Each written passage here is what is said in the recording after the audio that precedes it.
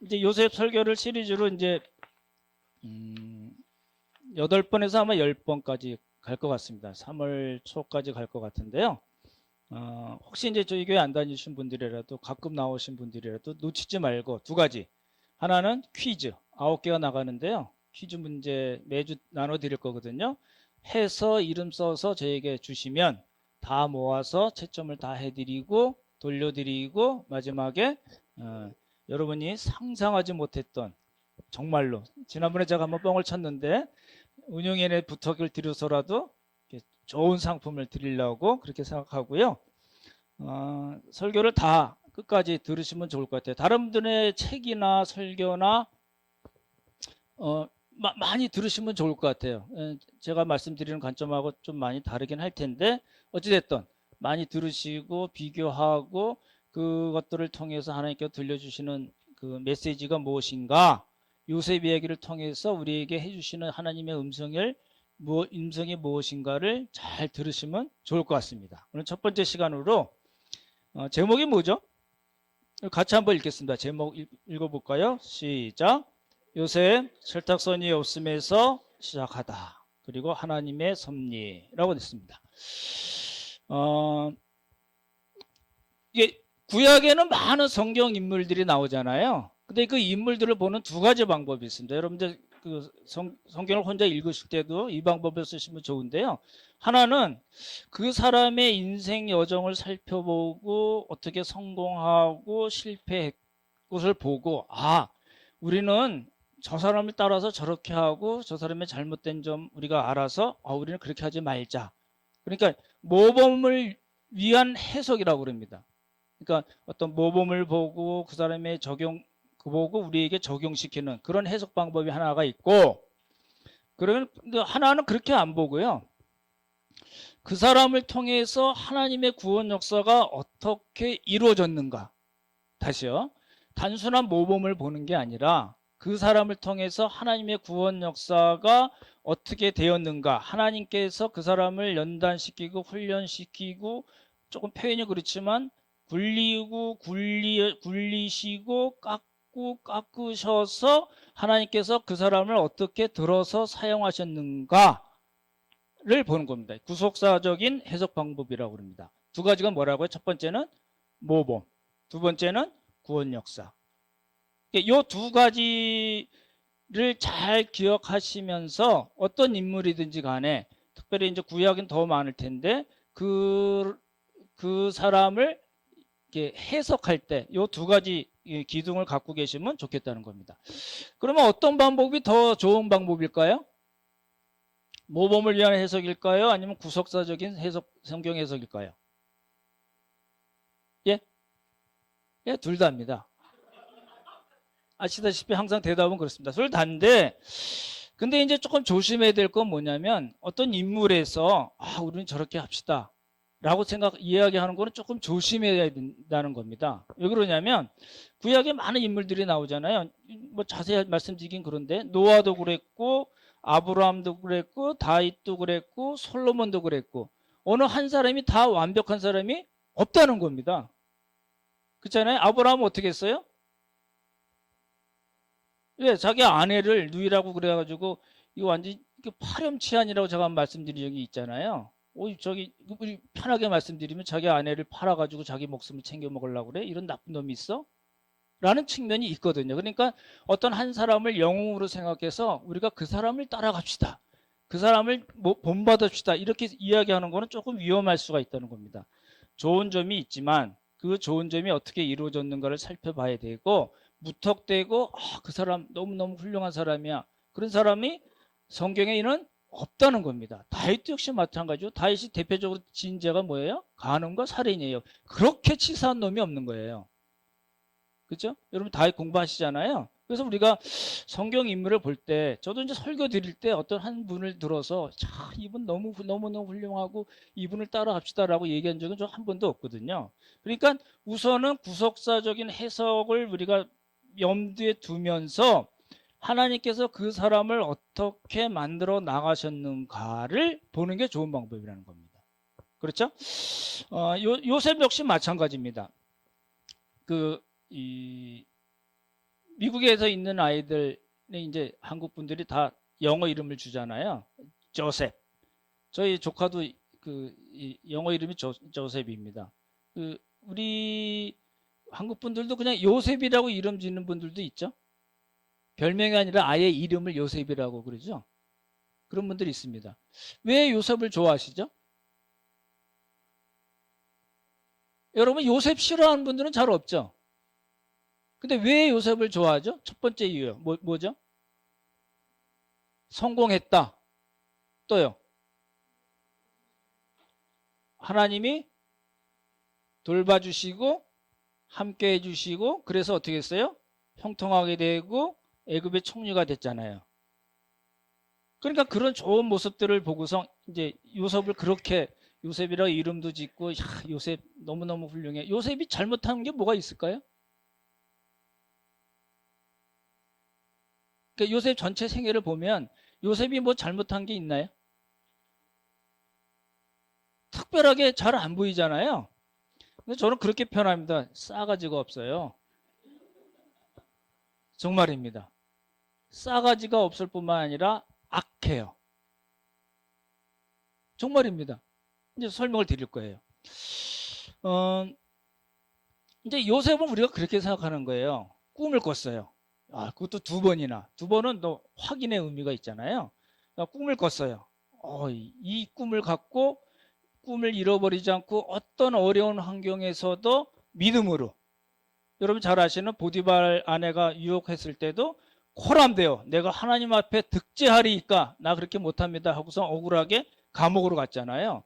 그리고 나중에 총리가 된 이후에도 자기를 은 20세겔입니다. 은 20개라고 나오는데 20세겔인데 20세겔의 노예로 팔아먹은 형들을 용서했어요. 그리고 화해했어요. 그렇죠? 그뿐만 아니라 그 형들의 자손들까지 내가 다 챙기겠습니다. 라고 얘기했어요. 그러니까 얼마나 훌륭한 사람이에요. 이런 분 보신 적이 있나요? 잘 없습니다. 그래서 마지막에는 그 창세기 50장에 그런 얘기가 나오는데 만민의 생명을 구한 사람으로 요셉이 나와요. 그렇기 때문에 요셉이 너무너무 좋고 그래서 우리 요셉을 본받읍시다. 우리도 꿈을 버리지 않고 호람대회 신앙으로 주를 위해서 봉사하고 기도 생활 열심히 하고 헌신하면 하나님께서 우리에게도 요셉과 같은 복을 주실 겁니다. 우리와 함께 하시고 우리를 형통하게 하실 것입니다. 믿습니까? 이런 복이 여러분에게 있기를 축원합니다. 라는 겁니다. 이제 그렇게 되면 이제 요셉을 정확하게 못 본 겁니다. 정확하게 못 본 거예요.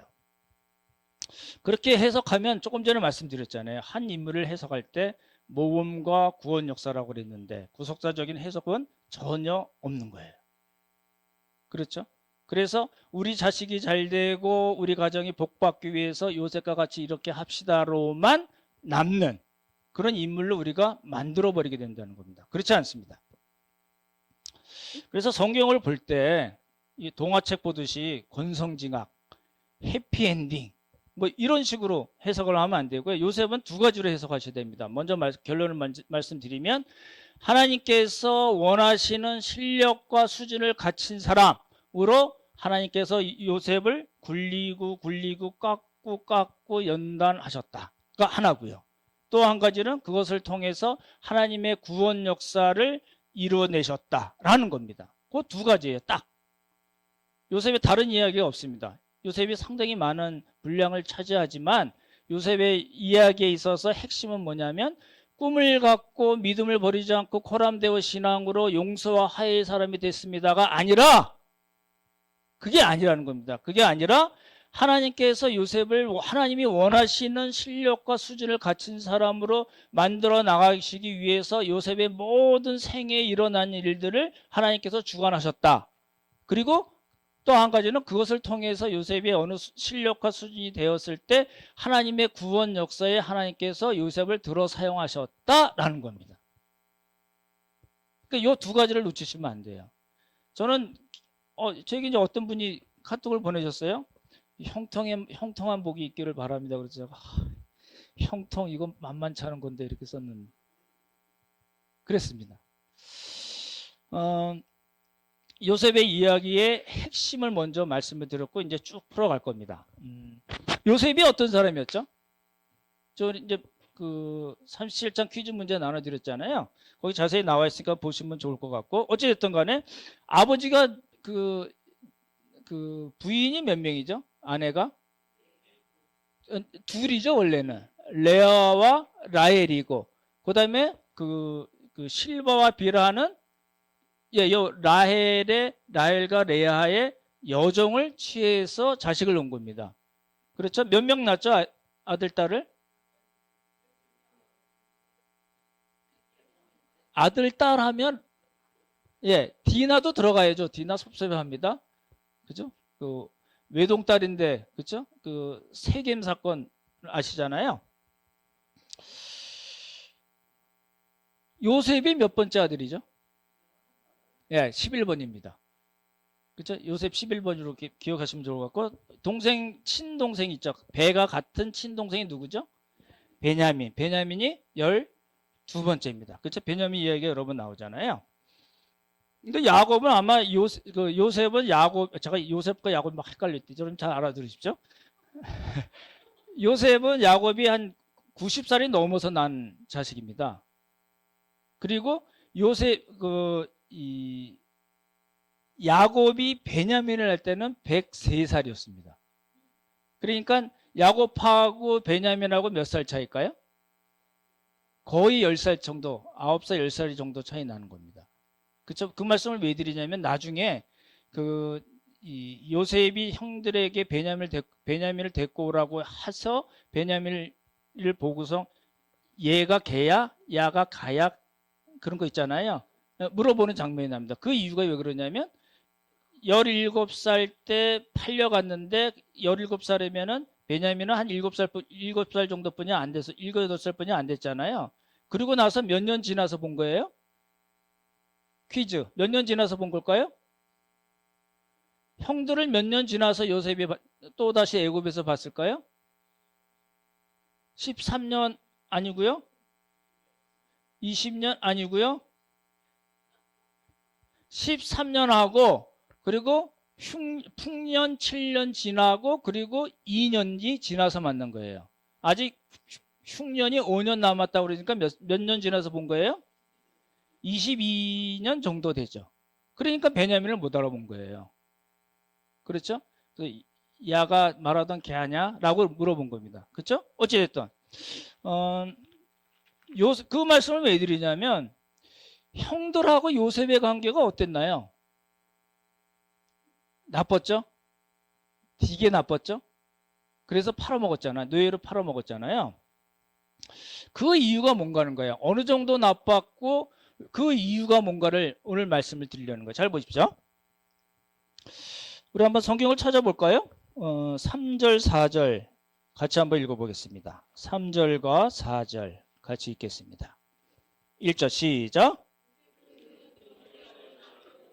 이스라엘이 여자들보다 그를 더 사랑함으로 그를 위하여 채색옷을 지었더니 그의 형들이 아버지가 형들보다 그를 더 사랑함을 보고 그를 미워하여 그에게 편안하게 말할 수 없었더라. 여기 그 편안하게 말할 수 없었다라는 이야기는 옛날 개역 한글 성경에는 언사가 불평하였더라 이렇게 돼 있는데 이제 개역 개정에는 그에게 편안하게 말할 수 없었다. 형들이 요셉에게 편안하게 말할 수 없었다. 이건데 원문은 어떻게 되어 있냐면 샬롬을 말하는 것을 견디지 못했다. 이렇게 돼 있어요. 무슨 이야기일까요? 히브리 사람들이 원래 다 샬롬 하잖아요. 그렇죠? 인사예요. 그냥 일반 인사예요. 굿모닝 이런 인사예요.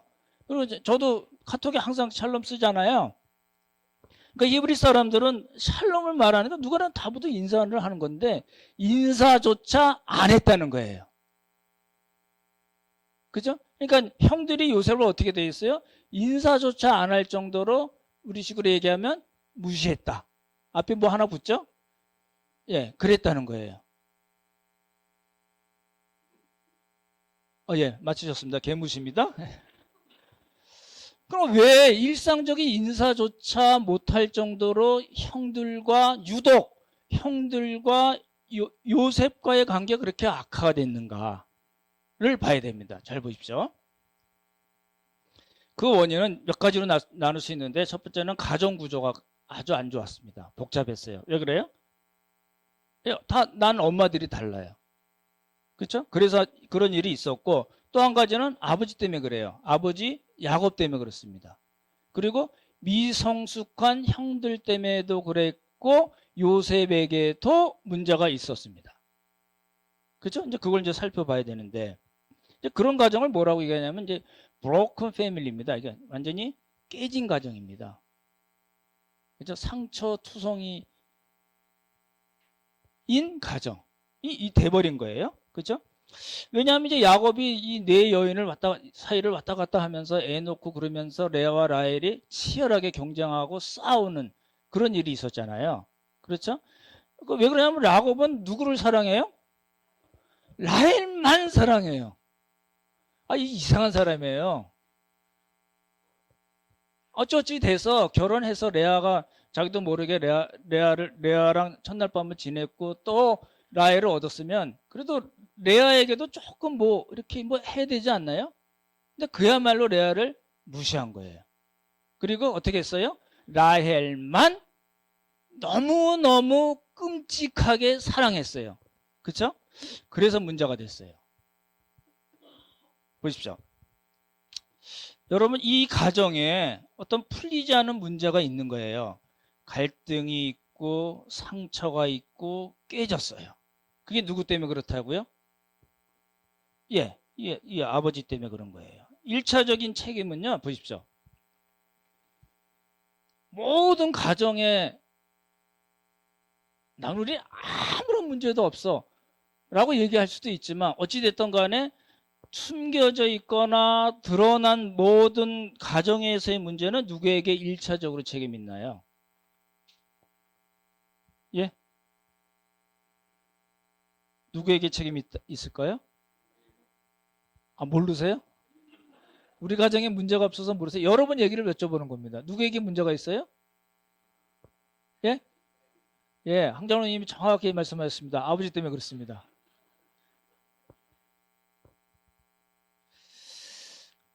어떻게 해결이 가능할까요? 형들은 요셉에게 샬롬조차 이야기하지 않았어요. 이 아주 복잡한 구조가 아버지 때문에 만들어졌긴 했지만 어찌됐든 간에 이 가정에 있어서의 문제는 형제들 간에 인사조차 안 하는 그런 관계까지 악화가 됐다는 거거든요. 여러분, 부부로 사시는 분들 샬롬 하십니까? 여러분의 가정에 여러분 부부와 자녀들 사이에는 하나님의 은혜와 평강이 넘칩니까? 자녀들과 자녀들 사이는 아무 문제 없이 샬롬, 화목, 사랑, 평강 이런 쪽으로 가고 있나요?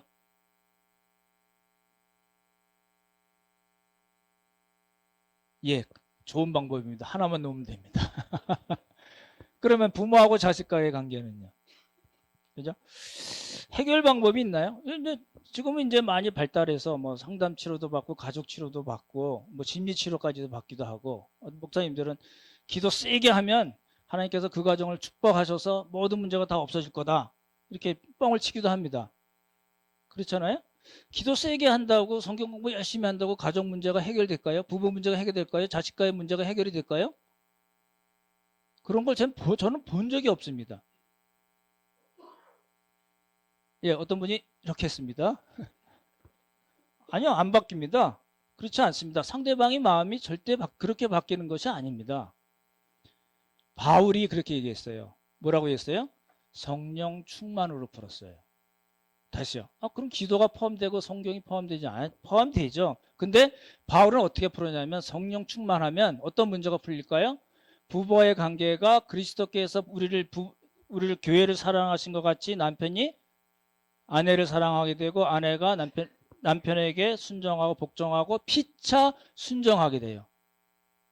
무슨 뜨거운 체험을 이야기하는 것이 아니라 하나님의 말씀에 그리고 그 말씀과 함께 역사하시는 성령님의 인도하심에 우리가 순종하면 그런 문제들이 다 해결이 된다고 바울은 이야기해요. 그렇잖아요? 부부 관계도 그렇고 부모와 자녀들 관계도 그렇고 바울은 노사 관계까지 이야기합니다. 주인과 종에 대한 이야기. 그리고 공동체. 그리고 한 걸음 더 나가서 영적 싸움까지 뭘로 푸냐면 에베소 5장에 나온 성령으로 충만한 것으로 풉니다. 올 한 해 여러분의 가정이 여러분 개인이 성령으로 충만하시기 바랍니다. 다른 방법이 없습니다. 첫 번째, 이 요셉을 둘러싼 그 문제는 전부 1차적으로 뭐라고요? 가정에 문제가 있었다. 복잡한 구조. 그렇죠? 두 번째는 뭘까요? 두 번째는 아까 말씀드렸던 대로 아버지 때문에 그렇습니다. 이게 제가 여러 번 말씀드렸는데 이 남편들이 부인에게 성질내지 맙시다. 욱하지 맙시다. 여러 번 말씀드렸죠. 우리 자매들 한번 대답해 보실래요? 작년 1년 동안 여러분의 그 남편들이 욱하고 성질낸 적이 몇 번?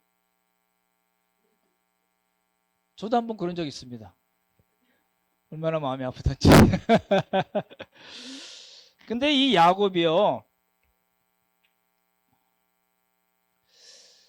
아주 편애가 심했던 사람이에요. 이제 이 문제가 누구나 다 이야기하는데 성경에 나타난 걸 좀 자세히 살펴봐야 됩니다. 우리 먼저 보실래요? 37장 한번 보십시오. 37장 33절에서 35절입니다. 오늘 조금 늦게 끝내도 되겠죠? 33절부터 35절 제가 빨리 읽어드리겠습니다. 아비가 그것을 알아보고 가로되 내 아들의 옷이라. 누구의 옷이라고요? 내 아들의 옷이라. 악한 짐승이 그를 먹었도다. 요셉이 정령 찢겼도다 하고 자기 옷을 찢고 굵은 배로 허리를 메고 오랫동안 그 아들을 위하여 애통하니 그 모든 자녀가 위로하되 그가 그 위로를 받지 아니하여 가로되 내가 슬퍼하며 음부에 내려 아들에게로 가리라 하고 그 아비가 그를 위하여 울었더라. 여기 보십시오. 애통한 거예요. 누가 옆에서 아무 뭐라고 얘기해도 요셉이 죽었다고 생각하고 이 위로를 전혀 받지 않았어요. 잘 보십시오. 그랬던 사람이 지금 시므온이 애굽에 잡혀 있었어요. 곡식을 구하러 갔다가 요셉이 이제 계략을 꾸민 거거든요. 요 시몬을 두고 가 그랬거든요. 그래서 할 수 없이 이 사람들이 곡식을 사가지고 아버지에게 가서 먹고 그 곡식이 다 떨어질 때까지 꽤 시간이 지났음에도 불구하고 그리고 시몬이 볼모로 잡혀 있는 것을 야곱이 분명히 알면서도 자식들을 다시 보내지 않았습니다. 왜 그랬을까요? 누구 때문에 그렇다고요? 베냐민 때문에 그래요. 12번 베냐민 때문에. 지금 보십시오. 요셉이 죽었다고 그거 난리친 사람이 똑같은 아들인 시몬이거든요. 시몬은 레아의 아들입니다. 자기가 별로 사랑하지 않은 여인이 난 자식이 이래서 그랬나요?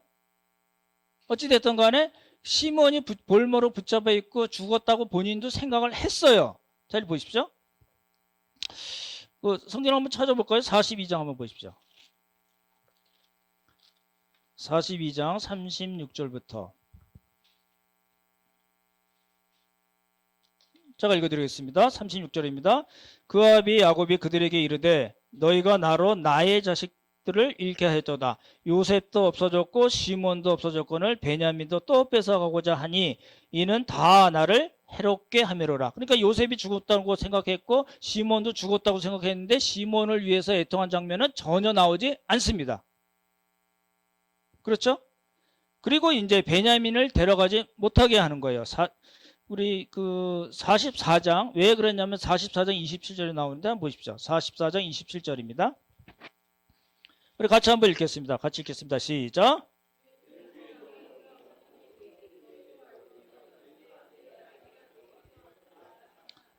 보십시오. 자식들에게 이제 보십시오. 지금 이제 요셉과 베냐민은 이제 애굽에 있고 그럼 몇 명이죠? 10명과 1명이죠. 그죠? 11명의 자녀에게 지금 뭐라고 얘기하냐면 야곱이 뭐라고 얘기하냐면 내 아내가 내게 두 아들을 낳았다. 감이 오시나요? 무슨 소리예요? 니들은 그냥 그런 뉘앙스를 갖고 얘기하는 거예요. 지금 야곱에게 있어서 아들은 누구예요? 요셉과 베냐민이 없다는 거예요. 왜? 라헬을 너무너무 사랑해서. 병적인 사랑입니다. 건강하지 못한 사랑입니다. 그것 때문에 편애가 나와서 가정이 깨지고 자식들 간의 분란이 끊이지 않았습니다. 그렇잖아요? 혹시 여러분 중에 아들을 좋아하시는, 나는 이 아들뿐이 없어, 다른 소용없어, 이런 분들 혹시 계신가요? 예, 회개하십시오. 그건 이제 아주 성경적이지 않은 내용이잖아요. 그러니까 이제 그런 문제가 지금 야곱에게 있었고, 그리고 아주 그 야곱의 편애를 대표적으로 나타내는 게 뭐죠? 예, 채색옷이죠. 채색옷을 좀 살펴봐야 됩니다. 예, 당신은 지금 우리나라는 별로 그렇지 않죠. 근데 그 전에는 우리는 아주 굉장히 아주 가부장적인 사회였습니다. 우리나라도. 지금은 별로 이제 약화가 됐지만, 근데 야곱 당시에는 아주 절대적인 가부장적 사회였습니다. 그래서 아버지가 모든 권위를 다 갖고 있는 거예요. 영향력이 절대적입니다. 지금 여러분 가정에 혹시 그런 가정이 있으신가요? 어떠세요? 자식들이 얘기해야죠. 뭐 내가 얘기할 필요는 아버지가 얘기할 필요는 없죠. 그런 가정은 사실 건강치 못한 가정입니다. 아버지 말이면은 꼼짝 못해. 성경적이지 않습니다. 그렇잖아요? 성령 충만한 가정이 결코 아닙니다. 혹시 여러분 가정에 그런 가정이 있으면 정말 애를 써야 됩니다. 그렇잖아요? 근데 야곱도 아까 말씀드렸던 대로 보통 아버지가 아니에요. 이 사람이. 이게 아주, 그렇게 표현이 그런데 아주 골 때린 사람입니다. 아까 말씀드렸잖아요. 근데 이 사람이 어떤 일을 했냐면, 이제 애굽에 내려가요. 애굽에 130세에 내려요. 여러분 야곱 설교 다시 한번 들으시면 좋겠네요. 130세에 애굽에 내려가면서부터 본격적인 성화를 겪은 사람이에요. 그래서 애굽에서 17년 살거든요. 그러니까 요셉과 17년 동안 그 가나안에 같이 살았고, 애굽에 내려가서 17년 동안 같이 살았어요. 아주 문학적인 구조로 이렇게 만들어 놓은 건데, 어찌됐든 간에 130세에서 140세까지 살 때 성화의 과정을 잘 겪었어요. 그래서 믿음의 절정에 섰던 사람이에요. 그런데 이때는 그렇지 않았다는 거예요.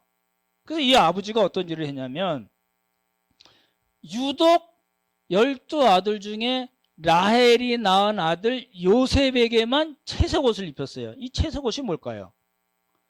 컬러풀한 옷 아닙니다.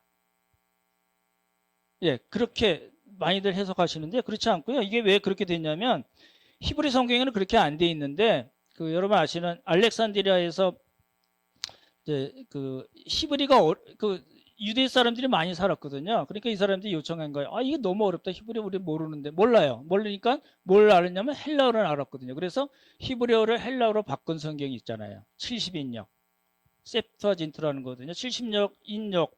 그리고 불가타라고 그래요. 히브리 성경을 라틴 성경으로 만든 걸 불가타라고 그러는데, 거기에 채색옷이라고 번역을 잘못했어요. 그래서 영어 성경에도 그런 데도 있고 한글 성경에는 전부 다 채색옷을 알고서 여러분이 어려서부터 그렇게 들으신 거예요. 근데 채색옷은 컬러풀한 옷이라는 뜻이 아닙니다. 그럼 뭐냐면 긴 옷이라는 뜻이에요. 손목과 발목까지 추렁추렁. 드레스 같은 거인가요? 하여튼 그게 추렁추렁하니까 목동이를 할 수 있을까요? 없을까요? 목동이를 적합지 않은 거예요. 노동복이 아니거든요. 그리고 정확하게 말씀드리면 채색옷이라고 번역된 그 말은 뭐냐면 장신구가 많이 달린 옷, 그런 뜻입니다. 아시죠? 그러니까 이제 이렇게 걸어다니면 어떤 소리가 나요? 이렇게 출렁출렁한 옷에다 걸어다니면 어떤 소리가 날까요? 짤랑짤랑 할 거 아니에요. 그 소리 때문에 형들이 돌아버린 거예요. 그런 거예요. 자기들은 노동복 입고 목동일을 하는데, 요셉은 이 긴 옷에다가 짤랑짤랑한 옷을 보이니까 요셉을 볼 때마다 형들이 뒤집어지는 거예요. 성질이 나는 거예요. 그렇죠? 그리고 이게요, 결정적으로 무슨 문제가 있냐면 잘 보십시오. 단순히 길고 짤랑짤랑했다는 뜻만이 아니라 그 가정의 장자로 삼겠다는 뜻이에요. 아니, 형들이 11번째니까 형들이 10명이나 있는데 어떻게 하겠다고요? 네가 장자야. 장자권을 너에게 줄 거야 라고 이 얘기하는 거랑 똑같은 거예요. 그렇죠? 그래서 37장 2절을 한번 보십시오. 37장 2절 우리 한번 같이 읽겠습니다. 같이 읽죠. 시작.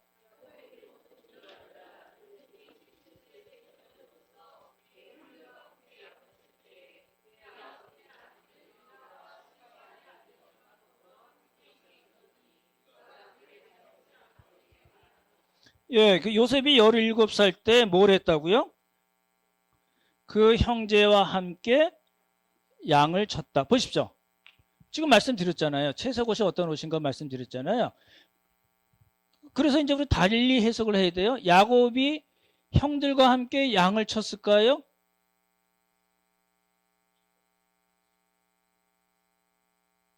예, 그래서 이제 두 가지로 해석해요. 양을 치기도 했고, 그리고 뭘 쳤어요? 형들을 쳤어요. 예, 형들을 관리하고 감독했어요. 그래서 뭐 잘못한 거 있으면 어떻게 했어요? 예, 고자질한 거예요. 그러니까 그 채색 옷에 담긴 뜻이 그겁니다. 그거 놓치시면 안 되거든요. 그게 이제 두 번째예요. 그러니까 복잡한 가족 구조 때문에 생겼고, 그것도 사실은 많은 부분이 야곱 때문에 생겼고, 그리고 야곱의 지독한 편애, 그렇죠? 잘못된 사랑 때문에 그런 겁니다. 여러분 잘 보십시오. 사랑을 잘해야지 좋은 열매가 맺어지죠. 잘못된 사랑하면 큰일 납니다. 그렇죠? 사랑과 전쟁 아시잖아요. 영원한 드라마 사랑과 전쟁으로 가게 됩니다. 그렇죠? 그리고 보십시오. 이제 형들 얘기는 빼고요. 형들이요, 사실 한마디만 말씀드리면 형들은 가해자인 동시에 피해자입니다. 그렇기 때문에. 아, 새끼들 참 저거, 아우, 싸가지 없는 놈들.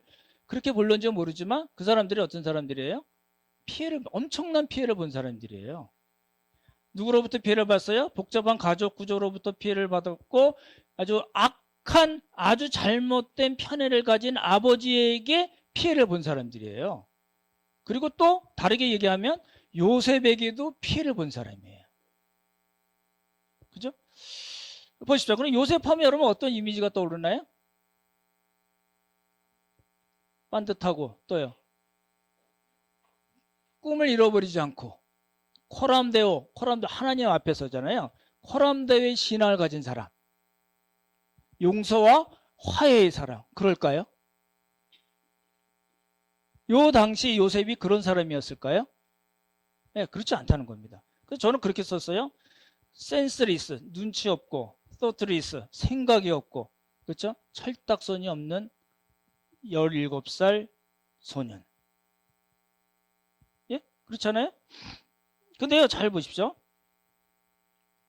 2절 보시면 그가 그들의 잘못을, 잘 다시 한번 보실래요? 요셉이 17세 소년으로서 그 형제들과 함께 양을 칠 때에, 형들을 관리 감독할 때에 그 아비의 첩 비라와 실바의 아들들로 더불어 함께 하였더니, 그렇죠? 비라와 실바의 아들들이에요. 모든 아들들이라고 이야기하지 않습니다. 그렇죠? 그리고 그가 그들의 과실을 아비에게 고하더라. 요 말을 우리가 잘 보셔야 됩니다. 잘 보십시오. 민수기 한번 먼저 보실래요? 민수기 13장입니다. 우리 구약 파노라마 공부하신 분들은 잘 아실 텐데 민수기 13장 32절을 보시면 32절 13장 32절 217쪽에 있습니다. 찾으셨나요? 예, 같이 읽겠습니다. 시작.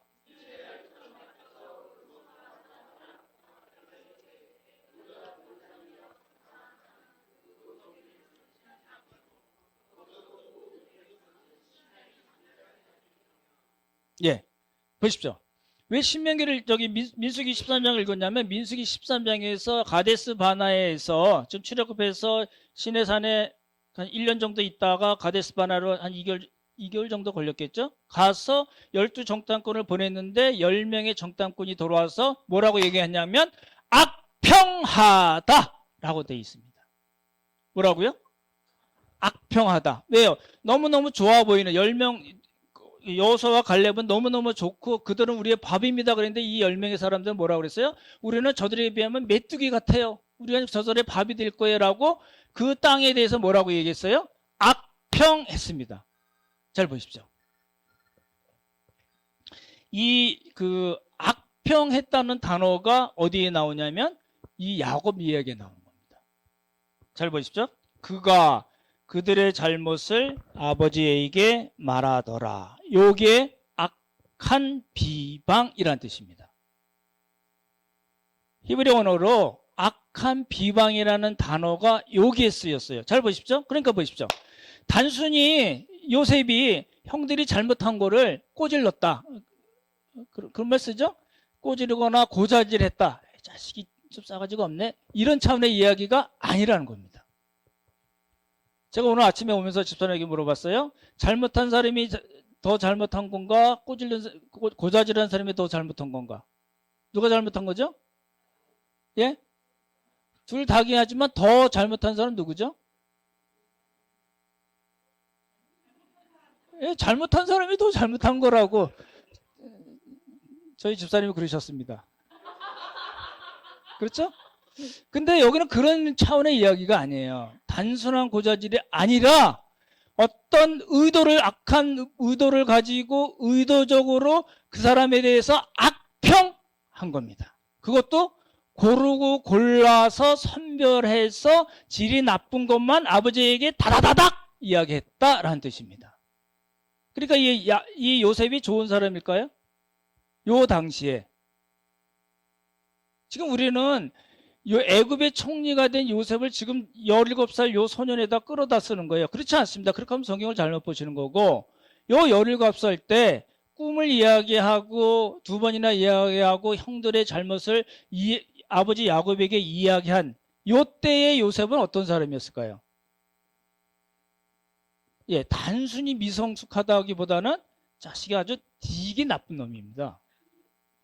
어떤 목적을 가지고 의도적으로 나쁜 것을 고르고 골라서 아버지에게 고해버린 어떤 목적이 있던 사람입니다. 무슨 목적을 가진 일은 안 나옵니다. 아마도 제 추측에는 내가 그럼 장자 계속 해야지. 왜냐하면 장자는 그 당시에는 아주 큰 거거든요.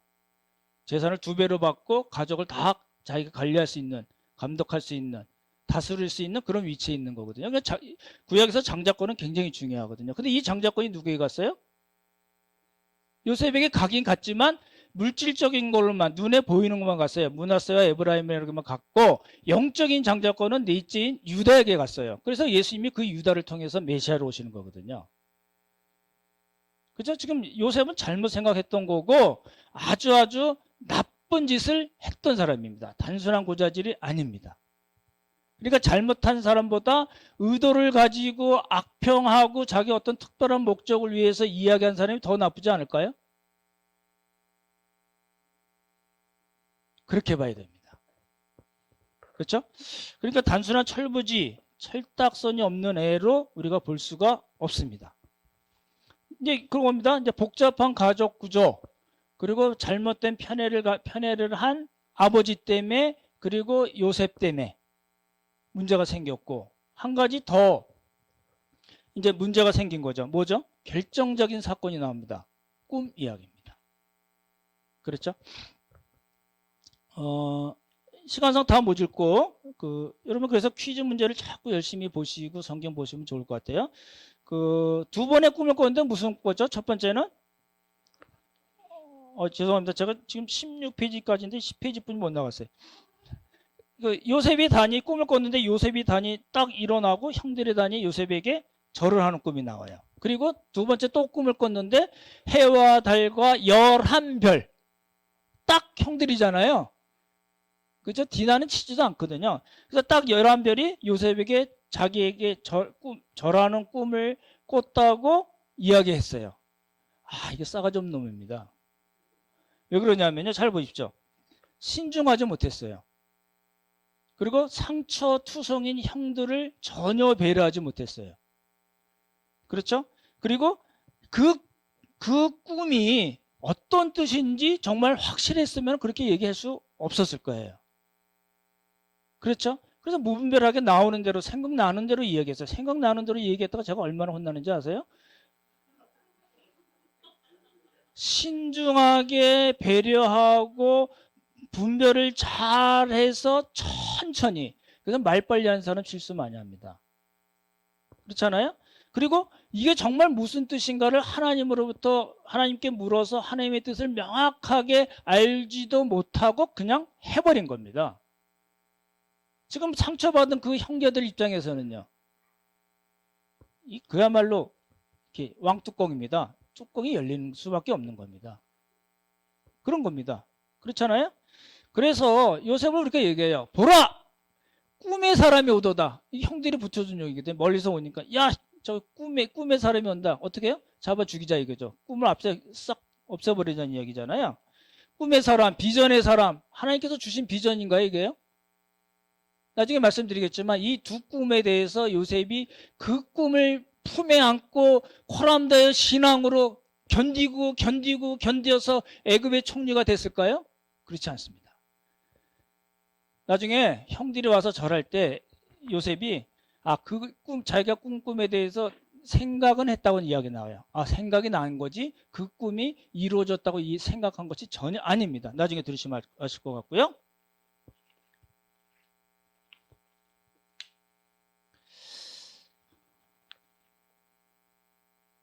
그래서 이제 보십시오. 이제 오늘 드리려는 말씀은 이거예요. 야곱 자꾸 헷갈리죠? 요셉이 복잡한 가정 구조로 어쩔 수 없이 그렇게 됐고, 그리고 아버지의 그 편애로 형들도 요셉은 좋았을지 모르지만 형들은 무지무지 상처를 받았을 거고, 그리고 미성숙한 형들, 그리고 요셉이 아주 의도적으로 악한 것만 골라서 형들을 악평하고 싸가지 없이 꿈을 잡게 무분별하게 신중하지 못하고 배려하지 못하고 하나님 뜻도 모르고 그냥 이야기해버린 그것 때문에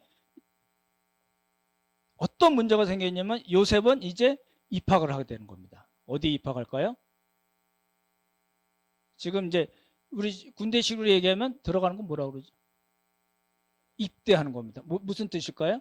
이제 하나님께서 요셉을 연단하시는 그 하나님의 훈련장, 하나님의 학교, 하나님의 군대로 입학을 하게 된 겁니다. 그게 뭐예요? 애굽으로 팔려가는 겁니다. 그런 거잖아요. 그냥 그런 겁니다. 그러니까 오늘 말씀드리려는 건 뭐냐면 요셉이 어디에서 출발을 했다고요? 예? 철딱서니 정도가 아니죠? 제가 말씀드린 싸가지가 없는, 신중하지 못하고 배려하지 못하고 하나님의 뜻도 묻지 않고 정말 그런지도 못하고 분별하지 않고 막 이야기해버린, 그리고 형들을 자기의 어떤 특별한 목적을 위해서 고르고 골라서 나쁜 것만 아버지에게 악평하는, 거기서 출발을 했다는 겁니다. 지금 저희는 요셉의 그 마지막을 자꾸 생각해서 끌어다 써서 지금의 요셉의 모습이 잘 안 보인 겁니다. 그렇죠? 그리고 왜 그 말씀을 드리냐면 우리가 그렇다는 거예요. 우리의 출발이 그렇다는 거예요. 여러분 예수님 믿자마자 막 예수님처럼 탁 돼버렸나요? 여러분이 괴로워하시는 게 뭐죠? 내가 예수님을 믿고 있음에도 불구하고 하나님 뜻이 무엇인지 알면도 불구하고 내가 그렇게 못한다는 데 문제가 있는 거 아니에요. 그래서 괴롭잖아요. 그러니까 우리 모두는 다 어디에서 출발했어요? 예, 지금 서집사님 말씀이 있어요. 싸가지 없는 데서 시작한 거예요.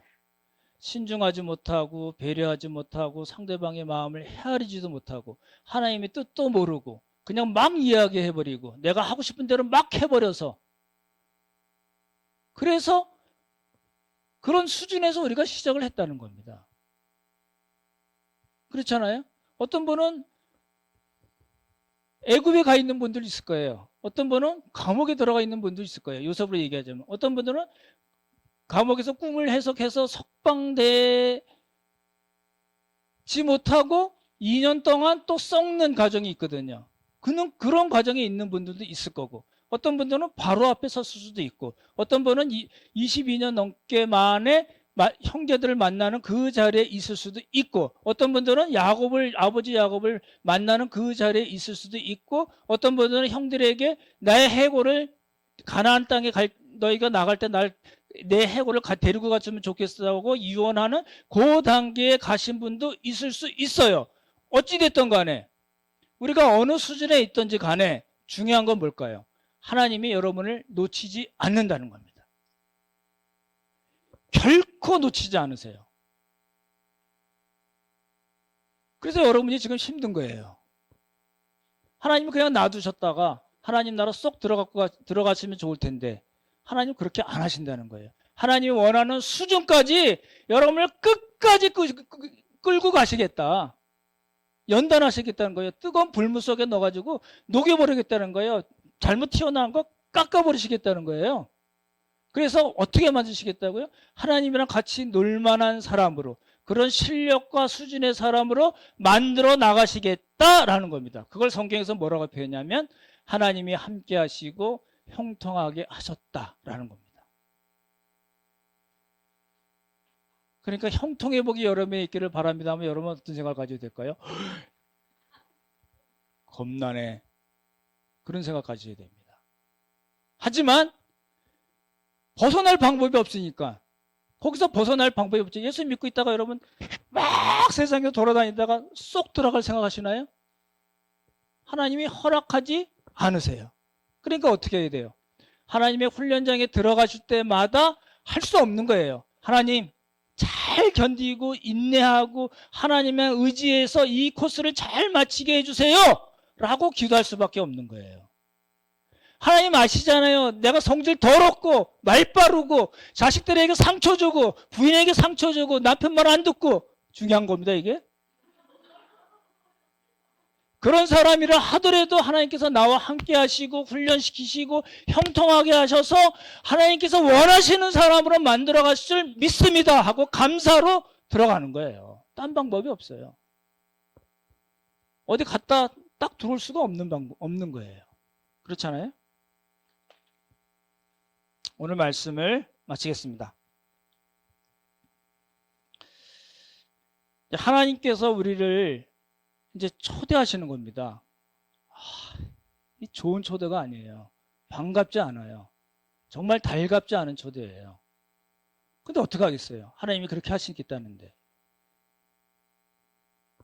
그 하나님의 초대의 목적이 뭔가를 우리 좀 명백하게 인식을 하셨으면 좋겠고요.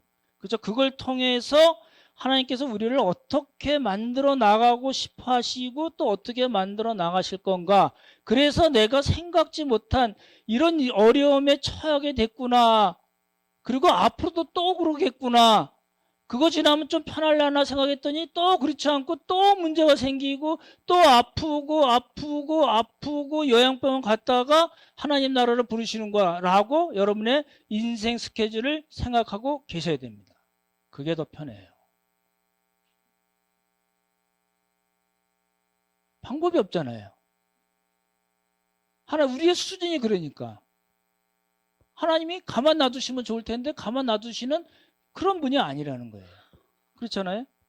그래서 여러분을 이제 어떻게 만드시냐면 철딱선이 있게 만드시고요. 다른 사람에 대해서 악평하지 않는 수준으로 가게 하시고요. 그리고 눈치 백단으로 만드시는 겁니다. 형제의 아픔이 뭔가, 우리 자매의 아픔, 필요가 뭔가, 내 자식이 정말 원하는 것이 뭐고 내 와이프가, 내 허즈밴드가 무엇을 정말 원하는가. 그럼 나는 내가 부족하지만 그것을 어떻게 채워주고 어떻게 배려해주고 어떻게 신중하게 이야기하고 같이 품에 안고 하나님의 뜻으로 나아가게 할 수 있을까를 생각하게 하고 눈치채게 하는 그런 사람으로 하나님이 만들어 가신다는 거예요. 그러고요. 결국은 하나님의 구원 역사에 하나님께서 들어 사용하신다라는 겁니다. 요셉 이야기 시리즈를 통해서 이렇게 2마리 토끼를 잡는 복이 우리 모두에 있기를 예수님의 이름으로 축원합니다.